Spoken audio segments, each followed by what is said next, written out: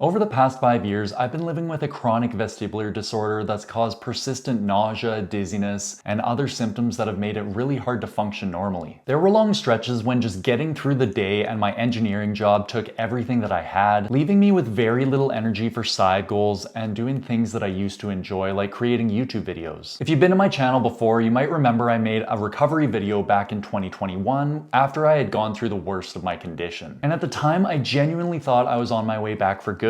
But my recovery wasn't nearly as linear as I had expected it to be. It was more like holding Tesla stock over the years with tons of ups and downs, but the general trend being upwards. But the good news is I've made a huge recovery since my last video back in 2022, and I'm more excited than ever to start posting again. If you're new here, welcome, I'm Nick, and on this channel we talk about all things personal finance and investing in the real world. So in this video, I'll be sharing the 3 most impactful financial lessons I learned while living with a chronic illness. Thankfully, some of the financial decisions I made several years back actually helped me out a ton during this period and are decisions that could help you moving forward if you ever run into a similar situation. Now let's get into the first one, which is to build passive income streams early. The best advice I can give you is to never ever rely on a single paycheck when that paycheck is tied to your time and effort directly. You never know when you might experience a health issue or a family emergency that prevents you from being able to work and earn that paycheck. So the most logical thing you can try to do is to decouple your earnings from your direct time and effort, also known as active income, and then transition that into passive income. While passive income sources can actually take quite a bit of effort up front, they should be able to pay you long after you've put in that initial work and time. Over the past 6 years, I've been working on building a passive income source known as house hacking, and that means that I'm living in the upstairs of a legal up-down duplex and then renting out the lower basement suite to help cover my mortgage payments. So when my illness struck me in June of 2020, I had just secured a lease for the downstairs unit at $1,250 Canadian per month, and believe it or not, my mortgage payment was actually only $1,295 per month, so I was only out $45 a month. Likewise, when my condition flared back up in October of 2023 and I couldn't work at all, I was still earning a paycheck of $1,300 from the lower tenants. So I knew that my mortgage payment was covered even though I wasn't earning nearly as big of a paycheck as before because I couldn't go to work for more than like 2 hours a day. I love this strategy so much that more recently I decided to move into a newer and larger legal up-down in July of 2024 where I live today, and I'm currently renting out this basement suite for $2,200 per month while also renting out both units of my old property. So as you can imagine, whether I'm sick or not, this $2,200 per month is a massive help in being able to sustain my lifestyle. After setting up the initial contract, it's basically on autopilot from there, just a few maintenance calls here and there throughout the year,